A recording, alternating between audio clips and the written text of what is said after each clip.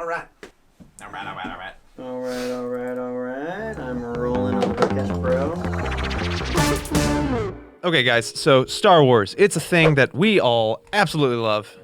I'm obsessed with The Mandalorian right now. It's a good show. Well, it's not currently on, but Yeah, I mean, you can still be obsessed with it. I'm going to watch it a couple more times, I think. I won't spoil what happens in there necessarily, but I did want to talk about Disney Plus's new announcement because we've talked a little bit about this on our own, but we've never talked about Star Wars on the podcast, which I don't know why. We love it. And so much is happening right now, so I wanted to get your guys' thoughts on all of the new announcements that they made and all the new series. Before you give us the announcements in the news, can I just say, Jon Favreau, David Filoni have done for Star Wars what Star Wars fans have been waiting for decades. They have been nailing it. yeah, so good. It is in the best of hands. Absolutely. Filoni is... He's George Lucas. He gets Star Wars, I feel like, more than George Lucas even. And I don't know if George Lucas would say that, but... Well, he's a protege of George Lucas. Yeah, I mean, they really, they click. He's like his Padawan. So... Such a nerd. Disney announced 9 new Star Wars shows, guys. 9 shows. And I'm really pumped about a few of them. I don't know which one you guys are your favorite. My favorite one that I'm looking forward to is Obi-Wan Kenobi. Absolutely. Ewan McGregor's depiction of Obi-Wan is probably my favorite of all Jedis up until this season of Mandalorian, which I'm not going to spoil anything if you haven't seen it, but I love Ewan McGregor's Obi-Wan Kenobi. Is the Obi-Wan, this is going to be a series. Is it like a mini-series, or is it going to be like Mandalorian style, like 10 episodes? So they call it a limited series, I think, is the word. It's just going to be like, it's going to be a series, but it's just like one run. See, okay. I want to probably say this in 100 different times in the future, but like I have stuck to this belief that I developed a little while ago that I think series are better than movies. Yeah, absolutely. It's a better way to tell a story in a way that's more drawn out and slowed. You can take your time. You can develop characters. You can have these arcs that come and go over multiple seasons and years. I mean, you look at any of the new series. I mean, we say all the time that we're in the golden age of TV. Yeah. The Mandalorian, for example, you have things happening in certain episodes that you don't really get resolution to until multiple episodes later, and you could never do that in a movie where you have to crunch an entire story into 2 hours. I don't really have an appetite for movies as much anymore because I'm like, well, what can they really tell me in an hour and a half to 2 hours? Like, I'd rather watch a series. Yeah. Well, the cool thing about that series is it's set 10 years after Revenge of the Sith, which is a huge gap. I mean, when you see Obi-Wan Kenobi in A New Hope, he's this quirky old hermit that lives in a cave. Yeah, like, he doesn't look cool. Yeah, and so what happened between Revenge of the Sith to that caused that story? There's, some people talk about there's little gaps and maybe mistakes that they have to retcon and all this stuff, but it's going to answer some questions, and people have got some pretty cool theories as to what's going on. But one of the coolest announcements, I think, is they got Hayden Christensen back as Darth Vader, and I know he gets a lot of flack, but I think that's a good move. I think this is his chance to, even as a more experienced actor, bring more to the role that can make it awesome. Here's why I'm giving this a cautiously optimistic thumbs up. One, look at Heath Ledger, who we all thought back in the days of what 10 Things I Hate About You was just this kind of Knight's Tale cheesy, rom-com actor, and then he pulled off the Joker really well. 2, I just saw Tenet, which we were just talking about a few minutes ago. You guys haven't seen it yet, but you know who's in that? Robert Pattinson. Oh, yeah. Who I thought was just like that He's a great actor. Twilight guy from Twilight. Yeah. Like, what is he? Man, he's a really good actor. He's an excellent actor. So going back into some of the other announcements, there's 2 shows I'll mention at the same time because they actually happen in the Mandalorian timeline, which is a show called, they're just calling it Ahsoka right now, which is character from the cartoons, which is fan favorite, and then Rangers of the New Republic, which I don't really get what that is, but I really hope it's about like the X-Wing pilots that are like going around. That's such a cool position.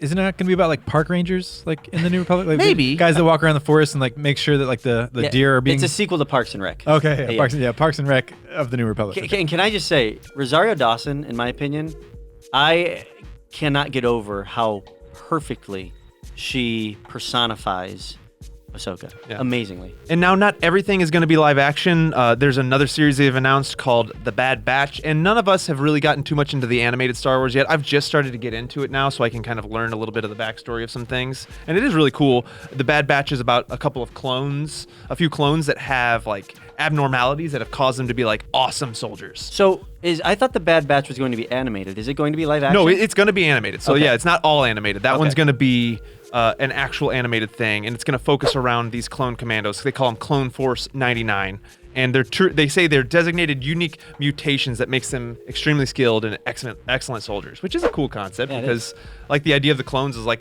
they were all just like meant to be the same soldier, but then there's this batch that had problems that actually made them awesome. I could see some good themes coming out of that. Definitely. This one, there's not really much going on about. We don't know. It's called A Droid Story. And that's an interesting thing because that story thing is what they've used for some of the side movies in Star Wars. And so we don't really know too much about that other than C-3PO and R2-D2 are going to be involved. Right. I did hear about that one, which kind of makes sense that it's a something story because it's kind of giving fringe information around the original trilogy. Yeah, and that's a unique set of characters because R2-D2... And so I know I'm coming off as like the biggest nerd here because I do know a lot about the It's nerd okay. things. We all are. I get really hyper focused and will just read Wikipedia all day. Yeah, I know. Yep. But R2-D2 never had his memory wiped in the whole thing. That's why he's so unique. C-3PO was reprogrammed and had his memory wiped, so he doesn't remember everything that happened in the past or even the whole story. But R2-D2 at the end of everything remembers the entire tale. So really, maybe it should be Star Wars should be called R2-D2 story. It's the R2-D2 Probably. saga, not the Right. Skywalker saga. Yeah. It's the R2-D2 saga, and he is one of the coolest characters. I think everybody awesome. gets excited when he shows up on screen. Yeah, who doesn't smile when they say R2-D2? And I gotta say, if the thing I'm looking forward to the most is Obi-Wan Kenobi, this is the thing I'm looking forward to the second most because it's a spin-off series based off of my favorite movie, Rogue One, called Andor. It stars Diego Luna as Cassian, the guy who was like the main male lead in that movie. Yeah, when you pick up with him at the beginning of Rogue One, you get this impression like this guy's seen some things. He's been somewhere. Like there's something about him that's not just like some random dude that they're picking up to bring into the story. Like there's a backstory there. Yeah. Another series called Visions. We're not really know much about it, but they say it's celebrating the Star Wars universe. I don't know what you guys think about like Visions. I'm thinking it's probably, I don't know, maybe something about people seeing the past, future. Maybe it's like an alternate universe thing. I don't know. If you think about like the idea of something being canon, like these are the stories of, this is how it goes, and there's no other way. I mean, I think there's something really cool about having alternate versions of stories and different character timelines and like twists that like maybe one generation sees it this way and another generation sees it another way. If you think about like that's how songs are passed down. There's like slightly different ways to sing things, and like I remember, I'm just kind of, this is a weird like connection here, but like my grandpa used to sing this song when I was a kid, and so I always had this certain lyrics in my head. It was like this old camp song that he learned when he was in Cub Scouts Was or it whatever. the sausage one? Yeah, it's this really weird song. But then, so later when I grew up, I was like, I'm gonna Google this. Is this a thing? Like, and so I Googled it, and there's versions that are really, really close from people from other Boy Scout troops in the country, and they learned a slightly different version of it. It's different melody, different lyrics, but it's cool because it's basically the same song. Yeah. But it tells the same story, same general story of the same character, but it's just from a different, slightly different wording. So I think that's the same thing with any kind of story. Like we shouldn't be so, stone cold about like canon that we can't ever look at a story of R2-D2 or Obi-Wan Kenobi in a slightly different way. Well, the thing that I like about what Disney Plus is doing with the Star Wars franchise is I got this impression with the sequel trilogy, like they're forcing us to move on. And the problem is like, we don't want to move on. Like we love Star Wars, the original Star Wars. And even the prequels are starting to gain a little bit more favor, right? It's like, stop forcing us to move on. Right. So they're like, okay, you don't have to move on. Now Disney Plus is like, we're going to give you a ton of side stories and spin-offs from the time period, give or take a little bit, of where we love Star Wars. That makes sense. And I think after the success of the MCU, there's a lot more there's a lot more slack given to trying to do sci-fi or any kind of fantastic thing because people have been like, oh, this stuff is hitting. If you do it well, it's fine. And I think because it's not in the real universe, it gives us unique storytelling opportunities, which is why I'm glad people are kind of accepting it because and I kind of got into Star Wars a little later in life, but like you'd always hear these guys who were super into it. We would all call nerds, but they're just like, no, there's so much good stuff. Like these grown men who love these cartoons, they're like, there's great story. And because of those cartoon stories, that's why we have The Mandalorian. There's two other things that I wonder about with all of these expanded series. The first one is this. If David Filoni and Jon Favreau are not overseeing all of these, this is a lot of shows. Can they all be awesome? They're overseeing several things. I know, but like the chances of some of these not being great, it's almost like, wow, this is a very ambitious. It's not like they're just spinning off like 4 or 5 shows. It's like, was it 11 you said it was? It's 9 new series. Okay, still, that's a lot. There's also some movies coming out too, but I think they're doing the right thing because let me tell you about this other one. It's called The Acolyte, and we don't really know much about it, but it's going to be a mystery thriller live action series from the creator of Russian Doll. Have you guys watched Russian Doll? I've seen segments. It's really good, and it's done really well. And it's going to focus on the emergence of dark side powers in the final days of the High Republic era. So it's way in the past of Star Wars, like never been touched in movies. It's going to be a live action series. And, you know, I think they're going about it just like, hey, we're going to take these different stories in different ways. Rogue One was a war movie. It didn't come off. It was a war movie set in the Star Wars universe. Yeah. And then I think they're going to do a great job because some of the things were great. Like the last one I'll talk about is a new series called Lando, which is a popular character, obviously seen in Empire Strikes Back first time, played by Billy D. Williams. But Donald Glover killed it in Solo, and is he coming back? And it's one of the most underrated.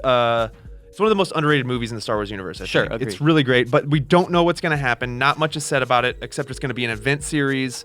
So that means, again, short series, just one time. Okay. So we don't know much about it.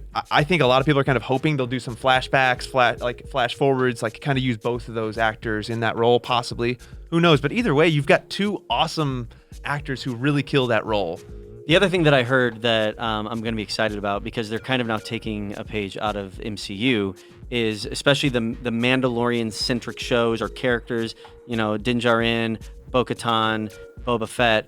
They're going to have these sort of separate series or story arcs and Ahsoka that they're going to bring back into one giant movie. Yeah, and I'm not going to talk about the other series because we've talked about it inside, but it was kind of it was teased at the end of the season of Mandalorian, and because it was a big reveal, I think we can kind of leave that high. If you haven't seen it yet, go watch it. If you have, you get why we're all excited. Either way, I'm very excited at where Star Wars is now, and you know what's amazing about it? One show has pulled this off. The Mandalorian has been what has opened up all of these new opportunities, which is awesome. Yeah. Knocked it out of the park. And so it leaves me really excited for the future of Star Wars. See what you did. Okay.